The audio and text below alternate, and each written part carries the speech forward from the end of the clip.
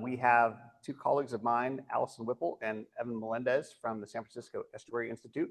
Will be presenting on kind of a historical ecology, so a look back in time at the Shasta River. So I hope we learn a little bit from this and can help inform some future restoration efforts. Alison and Evan, take it away, please. Great, thank you. And Evan, I'll let you share screen. Hopefully everybody can hear me. All right, well, I'll get going. And yeah, thanks, Randy, and others who are planning this day for the opportunity to present. Really appreciate it. I'm Alison Whipple. I'm a science director of the Resilient Landscapes Program here at the San Francisco Estuary Institute. And I'm going to start things off and then hand it off to my colleague, Evan Melendez, who's an environmental analyst who specializes in historical ecology and urban ecology. And then also want to mention this effort was led by Sean Baumgarten here, who's a senior scientist and leads our historical ecology work. So today we're going to provide an overview of the project and follow it with a brief description of our methods, and then really present to you our emerging findings, focusing on channel morphology, hydrology, riparian habitats, and wetland habitats, and then conclude with some next steps and open it up for some Q&A. So before I really dive in here, I do want to acknowledge CDFW for funding on this project, and also recognize Ada Fowler and Damon Goodman at CalTrout for their support and guidance throughout the project. And also want to thank the partners and archivists who are listed here who provided us access to their materials. And now, for those of you who aren't familiar with the San Francisco Estuary Institute and kind of the breadth of what we do within the Resilient Landscapes program here, kind of broadly, we see ourselves as a boundary organization that really works with partners and communities in order to develop and translate what's needed for on-the-ground planning, for management and implementation in order to better reestablish and sustain resilient landscapes and communities. And then in particular, so why historical ecology? Well, really, knowing our past really gives us a grounding in place in order for us to better consider how we shape our future.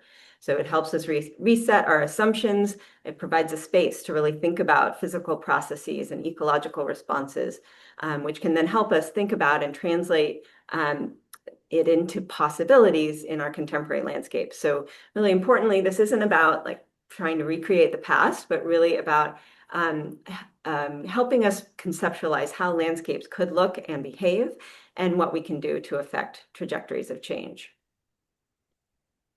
And at SFEI now, over the last several decades, we've done now dozens of historical ecology studies around the Bay Area and Delta and elsewhere across the state. And I want to mention, this project really adds our first real venture into landscapes in the far northern parts of the state. And I'll mention you can find our reports and the mapping available on the SFEI website and also through the Eco Atlas information platform. All right, I'll give a couple words about our project overview here. So this is a reconnaissance level or a preliminary historical ecology study led by SFEI, and it's part of CalTrout's Shasta Habitat Improvement Project, which is working with landowners in Shasta Valley to plan and implement habitat improvement and restoration projects that are aiming to support coho salmon and other fish and wildlife species.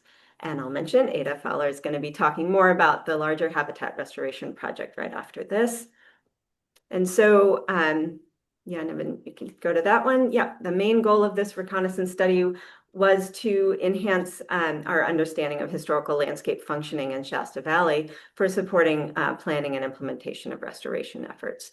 And so we wanted to know about historical channel morphology, stream flow, spatial and temporal patterns, and the location, form, and function of springs, and then also location and composition of riparian and wetland habitats.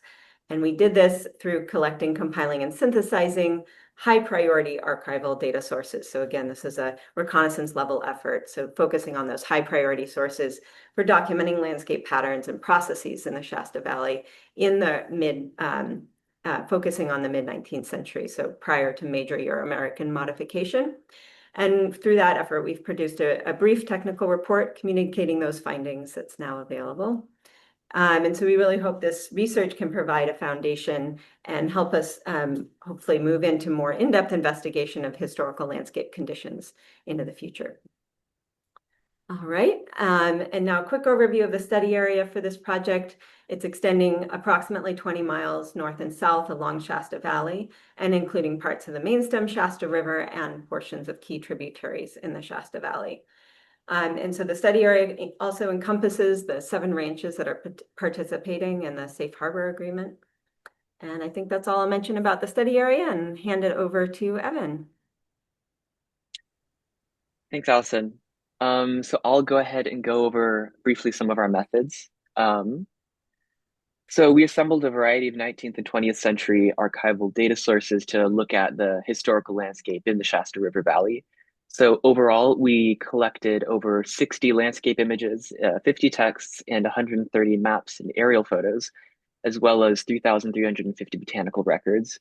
And then we compiled and synthesized that data to see emerging findings that could be related to our project goals, which included channel morphology, hydrology, and wetland and riparian habitats, as well as information that we found on fish and wildlife support and other topics. So some of the key data sets that we relied on for this project are shown here, and those include GLO surveys and field notes, USGS topo quads, the USDA soil map survey of the Shasta Valley area, as well as other maps, other early aerial imagery, and botanical records. All right, so I'll go ahead and start on some emerging findings about channel morphology.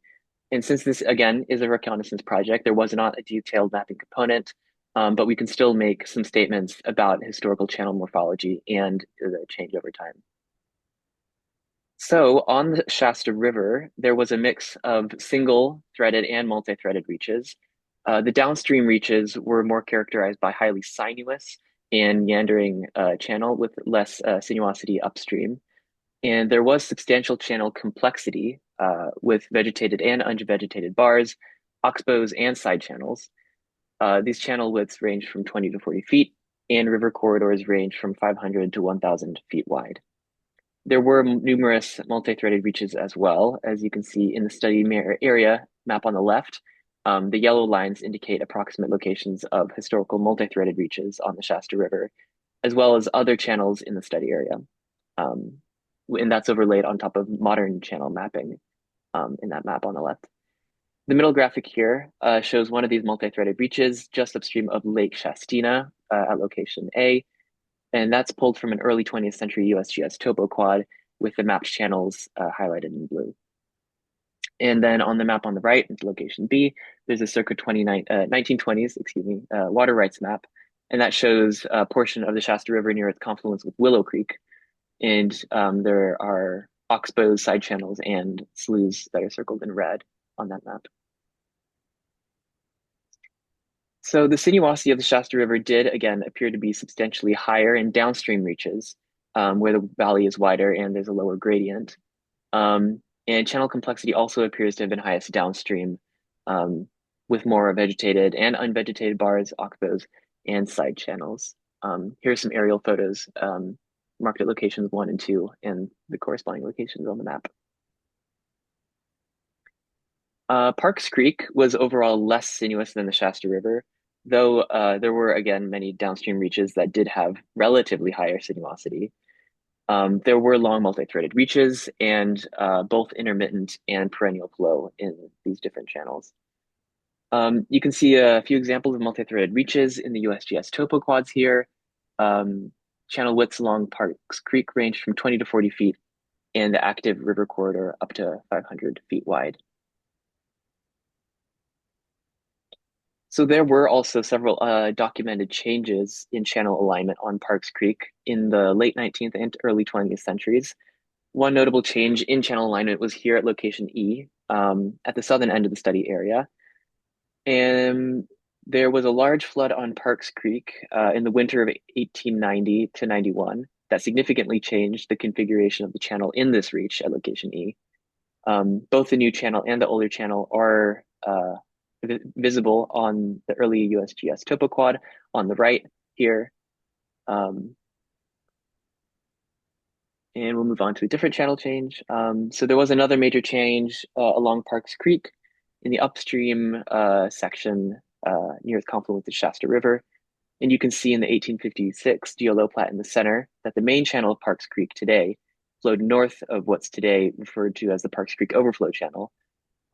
There is a disconnected branch in the south on this map labeled as Dry Creek, which corresponds to the modern course of Parks Creek. So there were also noted distributaries where channels meet the Shasta River. For example, the Little Shasta River, Willow Creek, and Julian Creek all branched into multiple channels just upstream of their confluences with the Shasta River. Moving on to hydrology. So based on the evidence that we assembled, it looks like portions of the Shasta River, Parks Creek, and Big Springs Creek, as well as Little Shasta River, supported perennial flow, while Willow Creek and side channels of Parks Creek had intermittent flow. A key source of information on this seasonality was the channel symbology on USGS topo quads. For example, this map in the middle in location A shows the main channel of Parks Creek as perennial to the right and a side channel to the left as intermittent. Another major contributor, one of the major contributors of perennial stream flow in the lower Shasta River was Big Springs Creek. And shown in this hydrograph on the left, which is from a 1925 report, Big Springs contributed upwards of 75% of Shasta River's flow at their confluence. One of our key sources, which is Watson's 1923 soil survey, also references a considerable increase in flow between the outlet of Big Springs and the main Shasta River, and that this increase amounted to 65 cubic feet per second and is mainly derived from springs in the bed of the stream below Big Spring.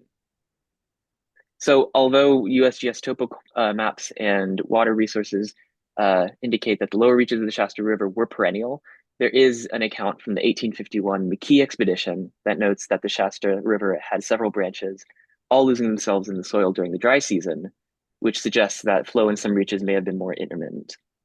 We also documented numerous occasions where the Shasta River flooded in the 19th century, but we did find limited information on flooding extent or duration. In addition to Big Springs, there were other significant springs documented on USGS topo quads, on geolow plats, and other 19th and 20th century maps, and those are shown in blue dots on the map to the left. There was also saline groundwater noted at some of these springs and wells. For instance, Wells' 1881 History of Siskiyou County document notes that the water at a well at the confluence of Shasta and Little Shasta River was, quote, impregnated with salt. And that was at location D. I'll go ahead and move on to some historical riparian habitat information. So riparian forest and scrub were documented along the Shasta River in a number of locations.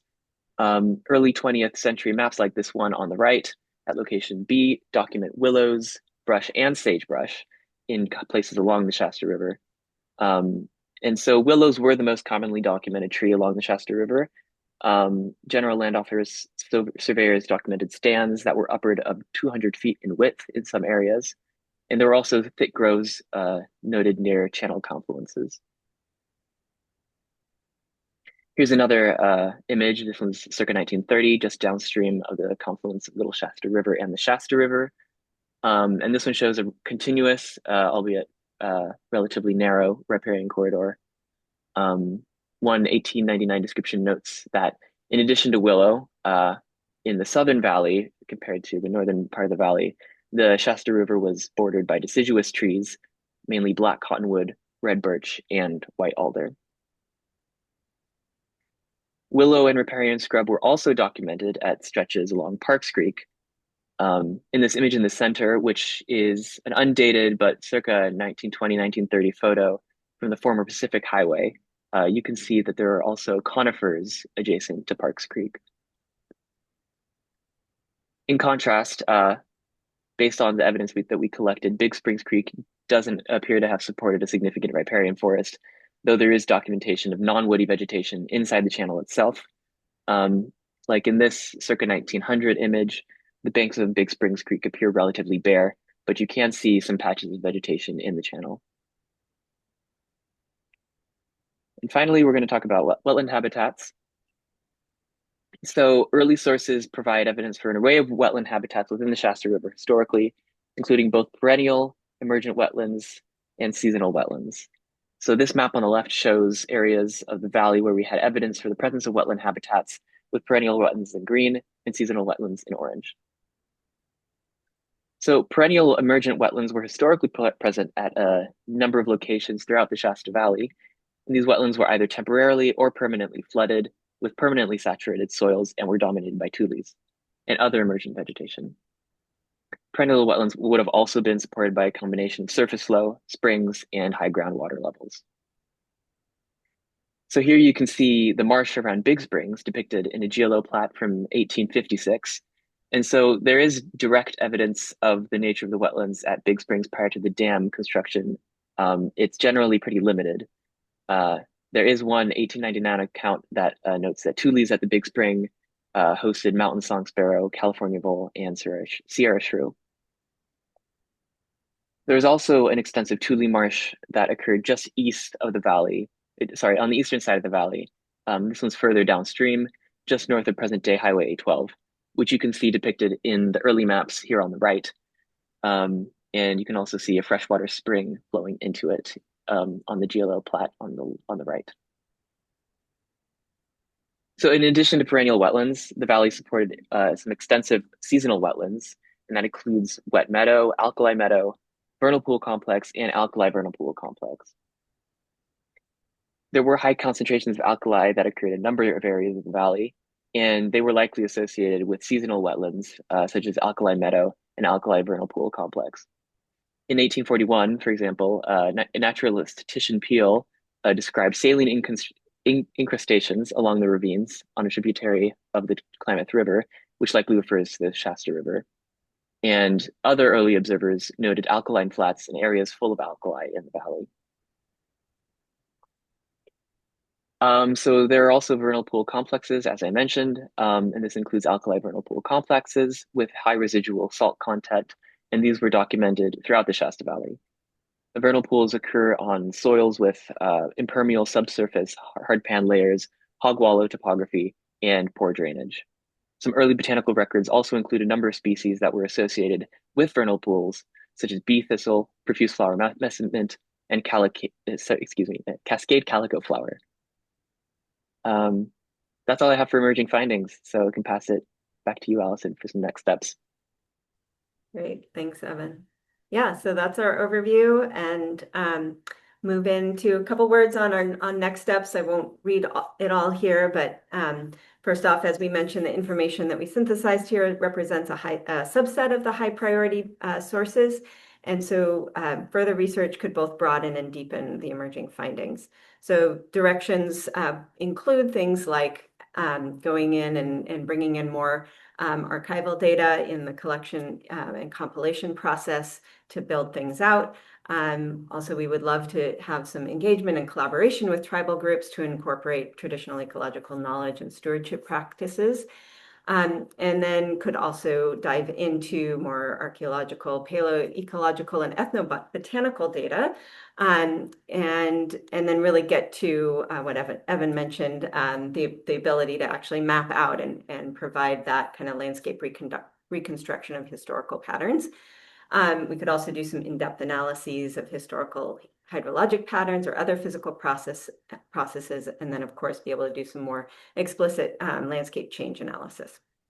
So with that, I'll close things up and thank everyone. Again, a special thank you to Ada and Damon for really making this happen, and open it up to any questions with any remaining time we have. So thank you.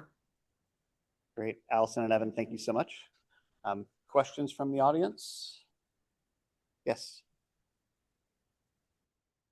I was just wondering, in looking at vegetation in the valley, can you comment on changes in juniper abundance? And also, can you speculate as to the lack of recruitment of riverside vegetation? I can respond at least to the junipers. So I guess that's one area that we weren't particularly focused on. So our study was mainly focused on wetland and riparian habitats and less so on the upland habitats in the Shasta Valley. And then could you clarify your second question on recruitment riparian areas? There's been a pretty large decrease in stream side tree recruitment since the 50s. I guess it's been dropping pretty significantly. And I see Dave Webb's hand up, and he's got a lot more information about that than I do. Yeah, maybe Dave, if you have more information on that. We were focusing mostly on the late late 1800s and early 1900s. So I think that's probably a little bit out of our area of expertise. Yeah, and that's the sort of space where having more opportunity to explore kind of change over time and kind of studying the changes in the physical processes. So, but yeah, excited to hear David's comment. Dave, go ahead with your question. Thank you. You noted that on the map that was done for the water rights determinations, they mentioned both willows and brush. And brush is pretty generic. Have you looked at other similar maps from elsewhere or other surveyors from the day? And do you have any sense of what brush consisted of? That's a good question. At least for these water rights maps, which is what this one on the right is from. It's a circa 1920s water rights map. There weren't any field notes that specified, none that I'm aware of that specified further what brush meant. But I can comment on the earlier GLO survey maps.